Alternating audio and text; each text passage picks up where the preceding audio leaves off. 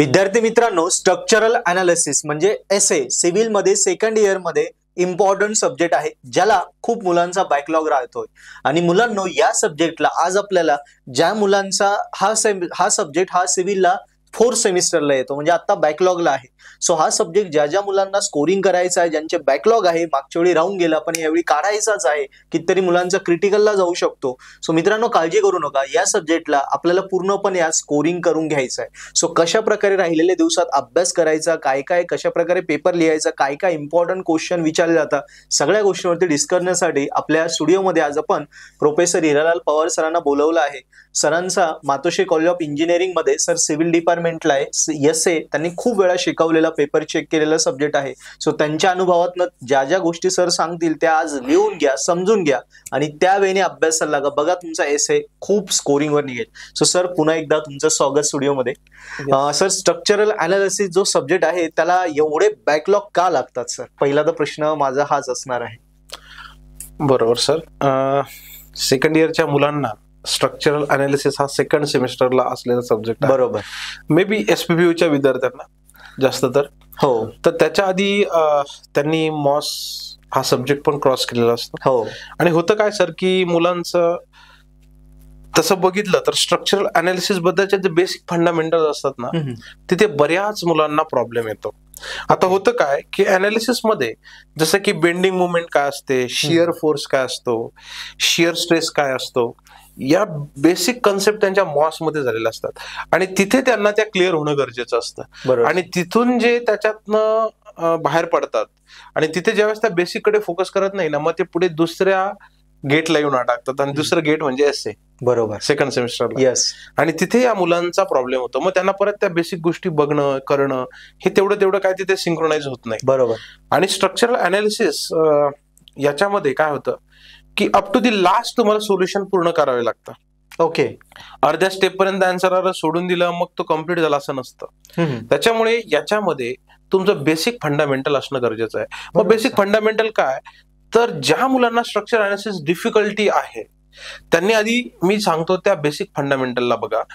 सगळ्यात महत्वाचं स्ट्रेस म्हणजे काय, स्ट्रेन म्हणजे काय, डायरेक्ट स्ट्रेस काय असतो, बेंडिंग स्ट्रेस काय असतो, त्याच्यानंतर सिम्पली सपोर्टेड बीम कशाला म्हणतात, युनिफॉर्मली डिस्ट्रीब्युटेड लोड काय आहे, पॉइंट लोड काय आहे, युनिफॉर्मली व्हॅरिंग लोड काय आहे, त्याच्यानंतर आपल्या सपोर्ट कंडिशन्स काय असतात, सपोर्ट कंडिशन नुसार त्याला किती फोर्सेस रिॲक्शन्स आपण देतो, त्याच्यानंतर आपल्या एंड कंडिशन्स काय असतात, त्याचे फॉर्म्युलेज काय असतात. बरोबर. या सगळ्या टेबलला मुलांनी वाचणं गरजेचं आहे. त्याच्यानंतर एसएफडी बीएमडी, यस बरोबर, ते काय आहे ते सगळं मुलांना कळायला पाहिजे. जोपर्यंत हे बेसिक फंडामेंटल त्यांना माहित नाही तोपर्यंत ते स्ट्रक्चरल अनालिसिस मध्ये पास होऊ शकत नाही. मित्रांनो, खूप महत्वाचं आहे. सरांनी बारीक बारीक बेसिक गोष्टी सांगितल्या, याच्यावर एकदा वर्कआउट करा म्हणजे एसए तुम्ही स्कोरिंग करू शकता. या बॅकलॉगला तो चांगल्या मार्कावर काढू शकता. मित्रांनो, आता महत्वाच्या तुमच्या प्रश्नाकडे येऊया की सरांना आपण आता युनिट वाईज एंड सेम साठी कुठले इम्पॉर्टंट क्वेश्चन्स आहेत, कुठले टॉपिक्स आहेत ज्याच्यावर फोकस केला तर तुमचा एसए स्कोरिंग होऊ शकतो, त्याच्यावर विचारूया. सर, तुम्ही सांगाल? यस. आपण जर एसपीपीयूच्या रिलेटेड बघितलं सिलेबस मध्ये तर तुम्हाला माहिती युनिट 3, 4, 5 आणि 6 यस असं मुलांना ते कंटेंट आहेत. तर युनिट 3 मध्ये तुम्हाला स्लोप अँड डिफ्लेक्शन मेथड आहे. तर स्लोप अँड डिफ्लेक्शन मेथडनेच तुम्हाला क्वेश्चन सॉल्व्ह करायचे आहेत. त्यात फिक्स आहे की एक क्वेश्चन हा तुमचा बीमवर असेल आणि एक क्वेश्चन तुमचा फ्रेमवर असेल. ओके. फ्रेम म्हणजे कोणती, ज्याच्यामध्ये 2 व्हर्टिकल मेंबर असतात, एक हॉरिझॉन्टल मेंबर असतो तुमच्या लँग्वेज मध्ये जर समजून सांगायचं ठरलं तर. आणि बीम म्हटलं की मग त्याच्यामध्ये तुम्हाला फिक्स 2 एंड कंडिशन्स येतात आणि एक बीम असते ज्याला एक बाजूला फिक्स असतं आणि 2 सिम्पली सपोर्ट असतात. मी काय सांगतोय लक्षात ठेवा. यस. ज्या 2 एंडला फिक्स बीम आहे ती आणि एक एंड फिक्स, दुसरीकडे 2 सिम्पली सपोर्ट आहे, अशा 2 बीम चे न्यूमेरिकल तुम्ही केलेच पाहिजे. मग त्यात युडीएल असेल, त्यात पॉइंट लोड असेल किंवा युडीएल विथ पॉइंट लोड असेल, असे प्रकार ते त्यात येतात. पण या 2 प्रकारच्या बीमला तुम्हाला स्लोप डिफ्लेक्शन साठी सॉल्व्ह करायचं आहे. त्याच्यानंतर टोटल 17 मार्क्ससाठी एकच फ्रेम येते स्लोप अँड डिफ्लेक्शन मध्ये, एकच 17 मार्कचा क्वेश्चन असतो. 17 मार्काचा. यस. पण होतं काय की मुलांचं स्लोप अँड डिफ्लेक्शन मध्ये ज्या स्टेप सॉल्व्ह करताना फ्रेमला काय होतं की त्यांच्या ज्या सपोर्ट कंडिशन्स असतात त्या कन्सिडर करताना ज्यावेळेस ते तिथे इक्वेशन तयार करतात मग तिथे मुलांची गडबड होते, म्हणून फ्रेमचा एवढा मोठा मार्कचा क्वेश्चन असूनही मुलं चुकतात. ओके. त्यामुळे मी तुम्हाला सांगेल की बीमला तुम्ही सॉल्व्ह करा, जरी हा 17 मार्कचा क्वेश्चन असला तरी. त्याच्यानंतर युनिट नंबर जर आपण 4 कडे गेलं तर तुम्हाला मुवमेंट डिस्ट्रीब्युशन मेथड आहे, MDM. बरोबर. तर स्लोप अँड डिफ्लेक्शन मेथडच्या पहिल्या 3 स्टेप हे MDM मध्ये सेम आहेत. मग त्याच्यामध्ये पुढे तुम्हाला मुवमेंट चे कॅल्क्युलेशन्स करून पुढच्या ऍडिशनल स्टेप्स आहेत, एवढाच त्याच्यामध्ये फरक आहे. पण स्लोप अँड डिफ्लेक्शन मेथड मध्ये जे बेसिक आहे तिथे पण बीम आहे, इथे पण बीम आहे, तिथे पण फ्रेम येणार आहे ऑरला, इथे पण परत 18 मार्काचा एकच फ्रेमचा क्वेश्चन असणार आहे. बरोबर. म्हणजे बघा, तुमचा पॅटर्न फिक्स आहे, क्वेश्चन फिक्स आहे, व्हॅल्यू चेंज होणार आहे, value change, loading condition change होणार आहे. यस. बस एवढ्यासाठीच तुम्हाला प्रिपरेशन करायचं आहे. आणि परत एकदा सांगतो की तुम्हाला स्टेप्स माहित पाहिजे काय काय आहे. बरोबर. आणि स्लोप अँड डिफ्लेक्शन मेथड असेल, MDM असेल, त्याच्यानंतर युनिट 5 मध्ये गेल्यानंतर आता आहे स्टिफनेस मॅट्रिक्स मेथड. तर स्टिफनेस मॅट्रिक्स मेथड मध्ये परत एक क्वेश्चन बीमवर, एक क्वेश्चन फ्रेमवर, म्हणजे काही चेंज होत नाही सर, फक्त मेथड चेंज होत आहे. Yes, same. तिथे पण तुम्हाला परत स्लोप अँड डिफ्लेक्शन मध्ये फिक्स एंड मुवमेंट नावाचा जो टॉपिक आहे, फिक्स एंड मुवमेंट नावाचा जो पार्ट आहे तो प्रत्येक स्टुडंटला यायलाच पाहिजे. Fix end movement for UDL, fix end movement for center point load, बरोबर, fix end movement for point load from A left support, point load from B support. या सगळ्या कंडिशन्स तुम्हाला तोंडपाठ पाहिजे, त्याचे फॉर्म्युले तोंडपाठ पाहिजे, निगेटिव्ह पॉझिटिव्ह, निगेटिव्ह पॉझिटिव्ह. बरोबर. तर हे खूप महत्वाचं आहे आणि यावरच तुमचे पुढचे न्यूमेरिकल डिपेंड करतात. आता जो आपण लास्ट युनिटकडे, युनिट नंबर 6 कडे, तर युनिट नंबर 6 मध्ये गेल्यानंतर 2 क्वेश्चन फिक्स येतात. त्यातला पहिला सांगतो, व्हेरी व्हेरी इम्पॉर्टंट, आताच लिहून घ्या. तुम्हाला शेप फॅक्टर कॅल्क्युलेट करायला येतात, प्लास्टिक मुवमेंट आणि शेप फॅक्टर. तो पण सांगतो, टी सेक्शनचा येतो म्हणजे येतो. काय म्हटलंय मी? टी सेक्शन वरचा शेप फॅक्टर प्लास्टिक मुवमेंट तुम्हाला येतो म्हणजे येतो. त्याच्यात शेप फॅक्टर म्हणजे काय, प्लास्टिक मुवमेंट म्हणजे काय, प्लास्टिक हिंज म्हणजे काय, या सगळ्या गोष्टी त्याच्यात येतात. आणि त्याच्यातच अजून एक क्वेश्चन आहे तुम्हाला, तो म्हणजे प्लास्टिक अनालिसिस. त्याच्यात पण सांगतो, simply supported beam width intermediate support with point load, हे तुम्हाला येतं म्हणजे येतं. बरोबर. तर एवढं केलं की तुम्हाला स्ट्रक्चरल अनालिसिस मध्ये मोर दॅन 60 मार्क्स मिळू शकतात. Sure sir. सर, खूप सुंदर प्रकारे त्यांना खूप इम्पॉर्टंट क्वेश्चन तुम्ही देऊन दिले.